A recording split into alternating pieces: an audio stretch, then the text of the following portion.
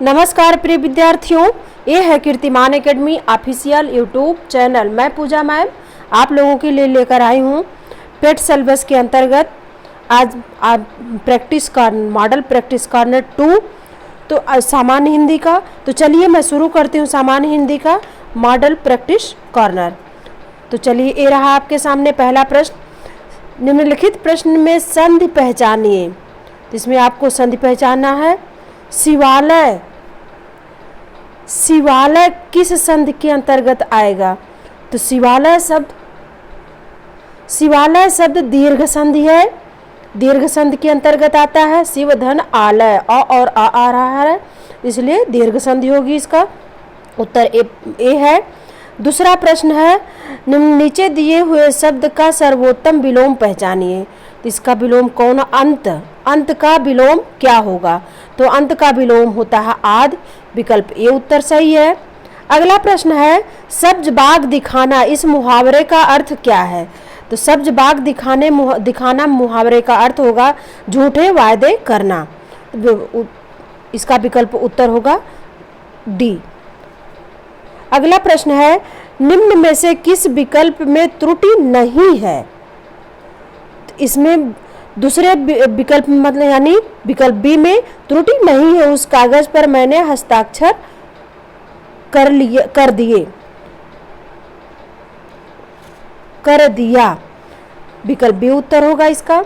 अगला प्रश्न है, जन्मेजय का नाग यज्ञ की रचना किसने की है? तो जन्मेजय का नाग यज्ञ की रचना जयशंकर प्रसाद ने किया है, तो इसका उत्तर बी होगा। आगे हम चलते हैं अपठित गद्यांश पर। तो अपठित गद्यांश में पहले हम इसके प्रश्नों को देख लेते हैं। तो प्रश्न है अपना आपका अगला, बच्चों के सीखने में सबसे महत्वपूर्ण है क्या? शिक्षक का सौम्य स्वभाव, या फिर शिक्षक की विद्वता, या फिर शिक्षक और बच्चों के बीच मित्रवत संबंध, या फिर शिक्षक की संवेदनशीलता। अगला प्रश्न है, प्रत्येक छात्र या छात्रा की भावना की कद्र होती है किसके द्वारा? तो चलिए, उनकी बातों को ध्यान से सुनने से, या फिर यह जानने से कि वे क्या जानते हैं, या फिर उनका सम्मान करने से, या इनमें से सभी। अगला प्रश्न है, शिक्षक विद्यालय के बाद भी बच्चों से रिश्ता बनाए रखता है कैसे? तो ऐसे में ऐसा करना ठीक नहीं है, क्योंकि विद्यालय के बाहर शिक्षक नहीं रहता है। विद्यालय के बाहर शिक्षक नहीं रहता है। दूसरा है, ऐसा करना ठीक नहीं क्योंकि वह परंपरा के विरुद्ध है। अगला है, ऐसा करना ठीक है क्योंकि शिक्षक की जिम्मेदारी विद्यालय के बाद समाप्त नहीं हो जाती। अगला है, ऐसा करना ठीक है क्योंकि ऐसा करने से शिक्षक और बच्चों के बीच निकटता और विश्वास का रिश्ता बनता है, जो बच्चों के सर्वांगीण विकास में सहायक होता है। अगला प्रश्न है, नियमित शिक्षकों को ऐसा क्यों लगता है कि उनकी कोई आवश्यकता नहीं है? तो इसके विकल्पों को देखते हैं कि समांतर शिक्षकों पर पूर्ण निश्चिंत होकर काम डाल दिया जाता है, या फिर समांतर शिक्षक ही विद्यालय की गतिविधियों के लिए जिम्मेदार हैं, या फिर समांतर शिक्षक नियमित नहीं होते और उनकी नौकरी अस्थायी नहीं होती, इसलिए उन्हें सभी के कार्य करने पड़ते हैं, या फिर समांतर शिक्षक का यह दायित्व है कि वह नियमित शिक्षक का बोझ कम करे। अगला प्रश्न है, शिक्षक और छात्रों के बीच कैसा संबंध लेखक को प्रिय है? ये मित्रवत संबंध, या फिर शिक्षक के प्रति श्रद्धापूर्ण व्यवहार, या फिर अनुशासन में रहकर शिक्षक की बात सुनी जाए, या फिर इनमें से सभी। तो ये रहा इस अपठित गद्यांश का प्रश्न और विकल्प। तो चलिए इसके अपठित गद्यांश को पहले पढ़ के देखती हूँ कि किस तरह के प्रश्न पूछे गए हैं। तो चलिए मैं शुरू करती हूँ। सबसे महत्वपूर्ण बात इस प्रशिक्षण के दौरान सामने आई वह थी छात्रों तथा शिक्षकों के बीच परस्पर संबंध। हमने अध्यापकों को इस बात के लिए प्रोत्साहित किया था कि वे प्रत्येक छात्र की भावना की कद्र करें तथा यह देखें कि छात्र क्या चाहता है। यदि एक बार छात्र शिक्षक से डरना बंद कर देता है तथा दोनों के बीच एक दोस्ताना रिश्ता कायम हो जाता है, तो छात्र या छात्रा के लिए सीखना आनंददायक और आसान हो जाता है। शिक्षक की निकटता और उपस्थिति बहुत महत्वपूर्ण होती है, चाहे वह कक्षा में बैठकर हो या स्कूल के बाद खेल के मैदान में। इससे शिक्षक एवं छात्र एक दूसरे के निकट आ जाते हैं तथा छात्र के संपूर्ण विकास में इसका बहुत योगदान रहता है।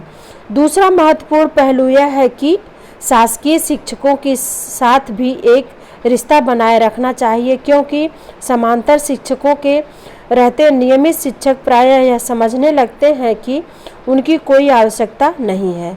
एक तरह से वे निश्चिंत हो जाते हैं तथा सारा काम समांतर शिक्षकों पर डाल देते हैं। तो ये रहा है आपका अपठित गद्यांश। तो इसके प्रश्नों के उत्तर हमको मिल गए हैं, तो चलिए हम देखते हैं। इसका प्रश्न है, बच्चों के सीखने में सबसे महत्वपूर्ण है क्या? तो वो है शिक्षक और बच्चों के बीच मित्रवत संबंध। विकल्प सी उत्तर होगा इसका। अगला प्रश्न है, प्रत्येक छात्र या छात्रा की भावना की कद्र होती है कैसे? तो इसमें इसका तीनों विकल्प सही है, इसलिए विकल्प डी उत्तर होगा इसका। अगला प्रश्न है, शिक्षक विद्यालय के बाद भी बच्चों से रिश्ता बनाए रखता है, क्यों? तो इसमें इसलिए कि विकल्प इसका डी सही होगा उत्तर। ऐसा करना ठीक है क्योंकि ऐसा करने से शिक्षक और बच्चों के बीच निकटता और विश्वास का रिश्ता बनता है, जो बच्चों के सर्वांगीण विकास में सहायक होता है। अगला प्रश्न है, नियमित शिक्षकों को ऐसा क्यों लगता है कि उनकी कोई आवश्यकता नहीं है? तो ऐसे में विकल्प ए उत्तर सही होगा। समांतर शिक्षकों पर पूर्ण निश्चिंत होकर काम डाल दिया जाता है। अगला प्रश्न है, शिक्षक और छात्रों के बीच कैसा संबंध लेखक को प्रिय है? तो ऐसा मित्रवत संबंध लेखक को प्रिय है, विकल्प ए उत्तर होगा इसका। तो आइए हम अगला अपठित गद्यांश देखते हैं, उसके प्रश्नों को देखते हैं। तो प्रश्न है आपके, गद्यांश में पूरक शब्द किसके लिए प्रयुक्त हुआ है? पाठ्य पुस्तक के लिए या फिर कहानी के लिए या कविता के लिए या रचनाओं के लिए? अगला प्रश्न, प्रतीकों में कौन सा गुण होता है? प्रतीकों में कौन सा गुण होता है? आभा का या फिर लक्ष्यार्थ का या फिर भाव से जुड़ी वैविध्यपूर्ण कल्पनाओं का या फिर अनुभव का? अगला प्रश्न है, निर्जन क्षेत्र किस अर्थ की ओर संकेत करता है? सुनसान जगह या फिर खामोश जगह या आभावृत या फिर पहले से तय किसी भाव अर्थ से मुक्त मन? अगला प्रश्न है, कविता की शिक्षा को भाषा शिक्षण की सामान्य परिधि के परे जाने वाली शिक्षा क्यों माना जाता है? तो कविता मनोरंजन करती है या फिर सामान्य भाषा शिक्षण अनुमान कल्पना करने का अवसर नहीं देता, जबकि कविता में बिना किसी पूर्व धारणा के कल्पना करने के पर्याप्त अवसर होते हैं, या फिर सामान्य भाषा शिक्षण में अनेक कमियां हैं जो कविता शिक्षण में नहीं है, या फिर सामान्य भाषा शिक्षण में कहानियां होती हैं जो बच्चों को कल्पना करने का अवसर नहीं देती, क्योंकि कविता कल्पना करने में अवसर देती है। अगला प्रश्न है, उन तथाकथित कविताओं की मदद ... जो वाक्य में किन कविताओं की ओर संकेत किया गया है? जो अनिवार्य है या फिर जो हिंदी की है या फिर जो कल्पना द्वारा अप्रत्यक्ष भावों को समझने का अवसर देती है या फिर जो मुक्तिदायी है? तो रहा इस अपठित गद्यांश का प्रश्न। अब इस अपठित गद्यांश को देखते हैं, हमारे प्रश्नों के उत्तर मिलेंगे इसमें। तो इसमें नीचे दिए गए गद्यांश को पढ़िए तथा निम्नलिखित प्रश्नों के सही उत्तर का चयन कीजिए। तो गद्यांश को देखते हैं। रूढ़ संज्ञा और कथा पूर्व विशेषण देकर घटना या संवाद को पहले से तय कर देने वाली कहानियों की ही पूरक वे तमाम रचनाएं कही जा सकती हैं जिन्हें कविता कहकर हिंदी पाठ्यपुस्तकों में शामिल किया जाता है। हिंदी विषय के अंतर्गत पढ़ाई जाने वाली तथाकथित कविताएं पढ़कर बच्चों को दी गई पंक्तियों का लक्ष्यार्थ पहचानना और लिखना होता है। जिसे मैं लक्ष्यार्थ कह रहा हूँ वह प्रायः एक घिरते हुए प्रतीकार्थ जैसा दिखता अवश्य है, पर इसे प्रतीकार्थ कहना ठीक नहीं होगा। प्रतीकों में आभा का गुण होता है, यानी जिस भाव या अनुभाव की क्षणिक रचना वे मन में करते हैं उनके इर्द गिर्द एक आभावृत्त की गुंजाइश रहती है। इस आभावृत्त को हम ऐसा निर्जन क्षेत्र कह सकते हैं जिसमें हमारी कल्पना कविता की मदद से थोड़ी देर विचर लेती है और ऐसा कुछ देखने में समर्थ हो जाती है जो निर्दिष्ट नहीं था, कवि के द्वारा तो नहीं ही था, हमारे होशियार मन द्वारा भी नहीं। इसी निर्जन क्षेत्र के दरवाजे खोलने की क्षमता के कारण ही कविता की शिक्षा को भाषा शिक्षण की सामान्य सीमित परिधि के परे जाने वाली शिक्षा माना जा सकता है। कविता ही भाषा शिक्षण में यह मुक्तिदायी आयाम जोड़ जा सकती है, लेकिन यह संभावना तथाकथित कविताओं के मदद से नहीं खोली जा सकती, जो हिंदी की पाठ्यपुस्तक में अनिवार्य रूप से शामिल रहती है। तो ये हो गया आपका अपठित गद्यांश। इसमें सारे प्रश्नों के जवाब हमको मिल गए हैं। तो चलिए देख लेते हैं। प्रश्न है इसका, गद्यांश में पूरक शब्द किसके लिए प्रयुक्त हुआ है? तो गद्यांश में पूरक शब्द जो है एक कविता के लिए प्रयुक्त हुआ है। इसका उत्तर सी होगा। अगला प्रश्न है, प्रतीकों में कौन सा गुण होता है? तो प्रतीकों में आभा का गुण होता है। इसका उत्तर होगा विकल्प ए। अगला प्रश्न है, निर्जन क्षेत्र किस अर्थ की ओर संकेत करता है?